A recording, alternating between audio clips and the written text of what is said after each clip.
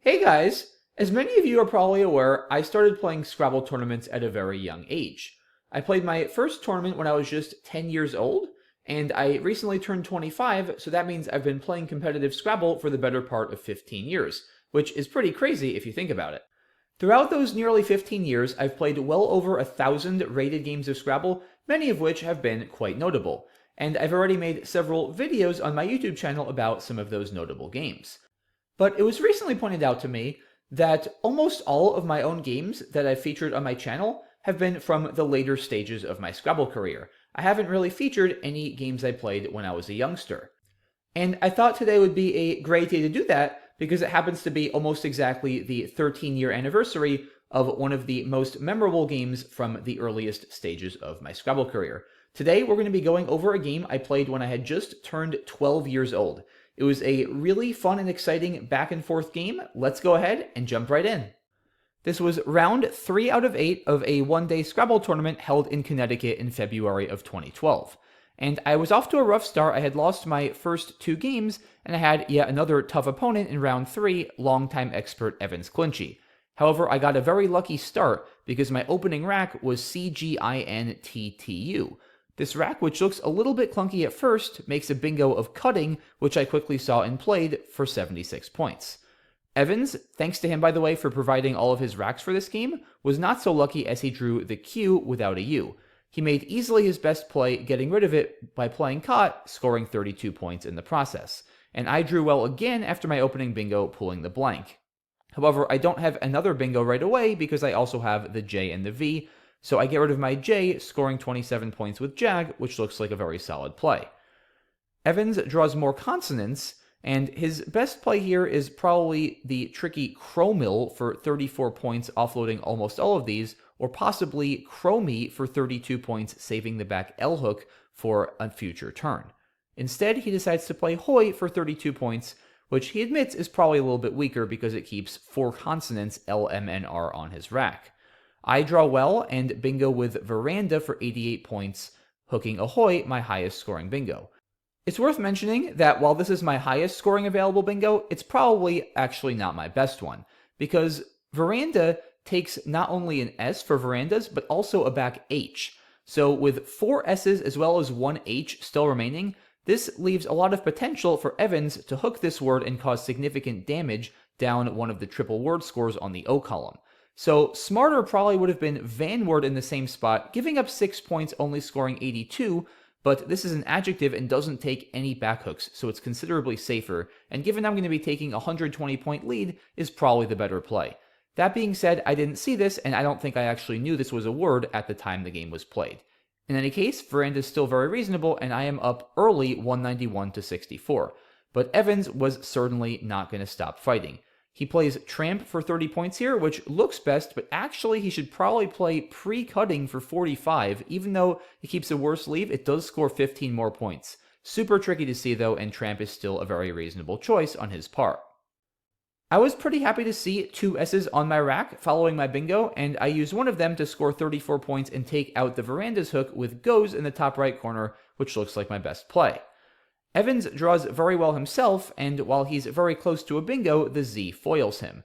He does, however, have a very high scoring play, which he finds Azine for 46 points down the O column. This also very nicely sets up his S for potential bingo hooking Azines. This is easily his best play. Now, thankfully for me, I draw yet another S after my last play of Goes, and decide to use one of them again, playing Rakus for 33 with Azines, scoring well, keeping a nice ES leave, and also preventing Evans from using the Azine's hook himself. There's another very tempting option in this position, and that's to play Uke to the E in Azine, scoring just 17 points, so a 16-point sacrifice relative to Raku's, but keeping this super potent AERSS sleeve that's going to leave me very likely to bingo on my next turn. Now, interestingly, back when I was 12 and I wrote up annotations for this game, I actually wrote that I felt, in retrospect, Uke would have been a better play in this position, even though I played Raku's. Now that I look at this 13 years later, I actually disagree with my 12-year-old self. I think the actual play I made over the board of Raku's was smarter. And the main reason I feel that way now is because I have a pretty sizable lead here. I'm going to be going up about 100 points. And when you have a sizable lead, it's generally not best to fish. You usually want to reduce the variance by playing more tiles and scoring more points, even if your leave isn't quite as strong. That's a concept I feel I've really grown to appreciate more in relatively recent times, and is probably not something I would have been thinking about when I was 12, so just one of very many interesting examples of how my Scrabble game has evolved significantly over the years.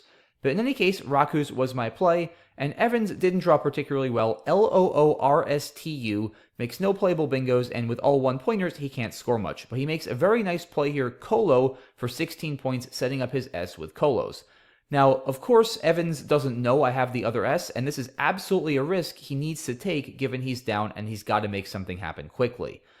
Now, unfortunately for Evans, I have the S, but I have an even better play than hooking Colos. I find a nice overlap of Furies for 55 points, putting my F on the triple letter score and getting a ton of points.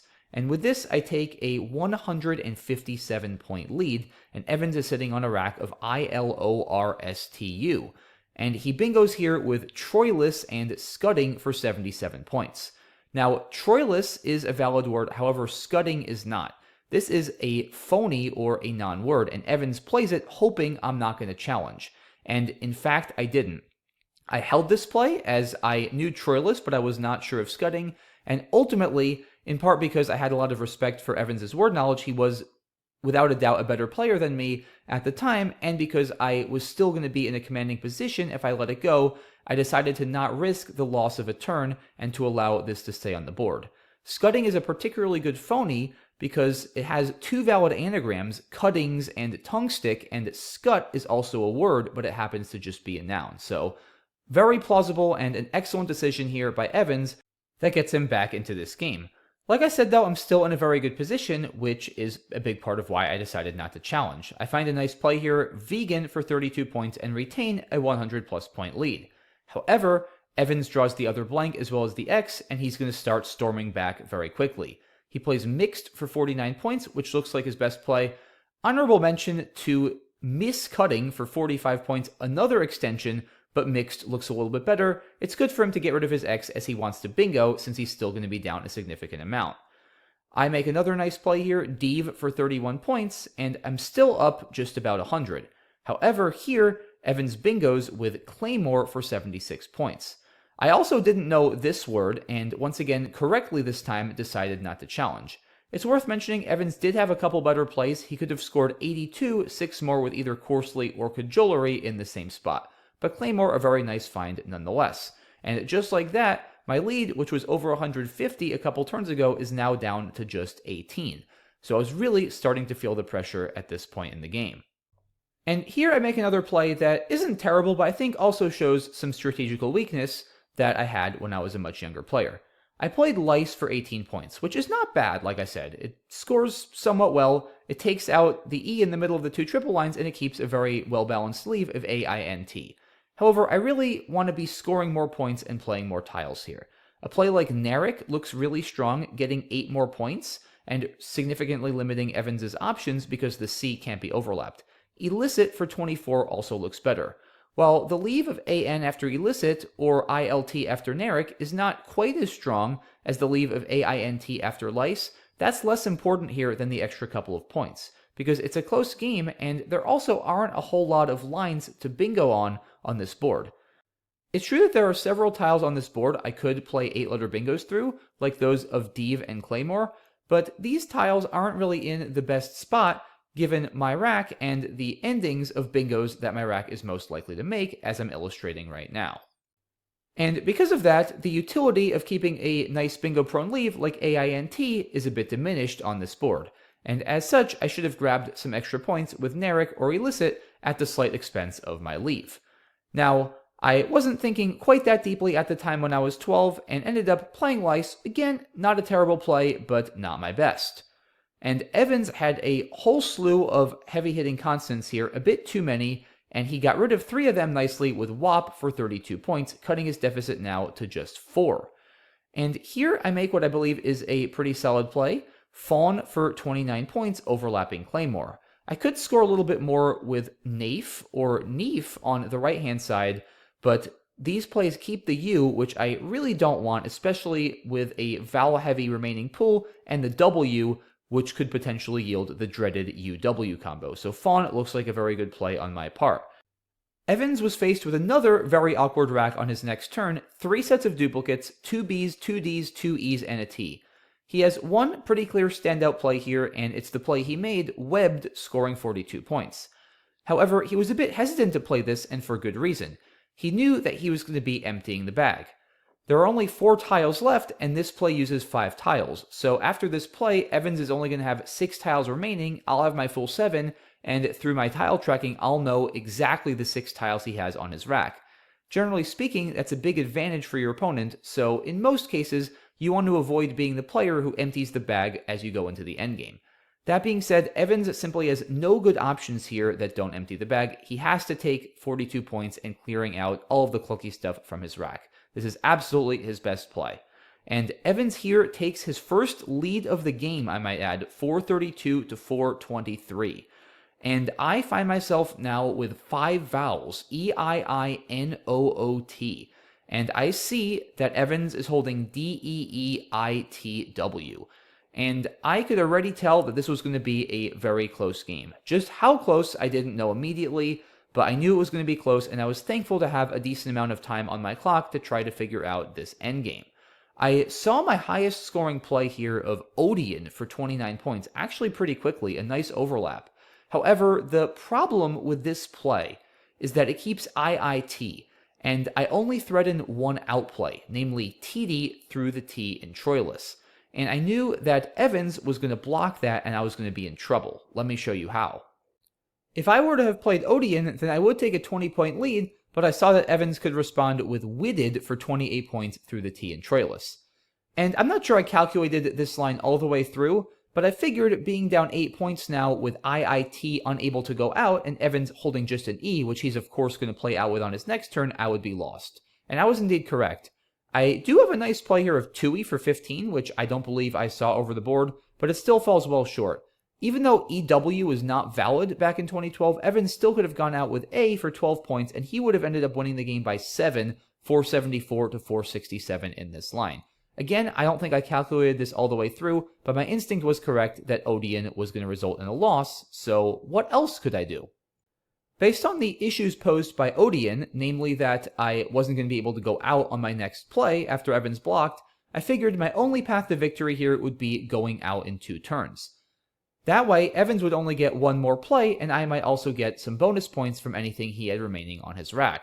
However, I knew that, especially if I didn't block Witted, I was going to have to score pretty well, since he was going to be getting 28 points, and I only had 1 pointers, so it wasn't going to be easy. But then, after scanning the board a little bit closer, I found in a spot similar to Odeon, I had a nice play of Toonie through the N and Verandas for 22 points, making High and Joe. And this looked a bit more promising. And I ended up playing this with, I think, somewhere around a minute on my clock. After this play, as expected, Evans responded with Witted for 28 points, jumping back into the lead 460 to 445. So, with Evans holding an E, and me about to get 2 bonus points after I play out for his unplayed E, I knew that I needed 13 points to tie in this position and 14 points to win. And I had calculated in advance that I had a single 14-point outplay, and it's not the easiest one to see. It's extending A on the board to Ayin, which is a Hebrew letter, for 14 points. And this is the play I made here, and I ended up winning this game by just 1 point, because this puts me down by 1, 459 to 460. However, Evans having that 1 tile on his rack, just that unplayed E, swings the outcome of this game completely, as I get 2 extra points and end up eking this out by 1, 461 to 460. So a super intense game and quite a wild endgame, especially with just a single E making the difference between defeat and victory.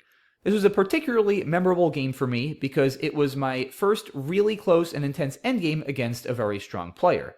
And a very important reminder that no matter how big your lead is, when you're playing elite Scrabble players, you need to stay vigilant. Remember, earlier in this game, I was up over 150 points, and Evans came pretty dang close to finishing this comeback. Shout out to Evans on a very well played game himself, as well as being an excellent sport over the board, and also for providing his racks and commentary for analysis afterwards, and for featuring in a YouTube video that we both very much knew 13 years in advance was going to go absolutely viral and be seen by millions, if not billions, of eager Scrabble-loving eyeballs across the world.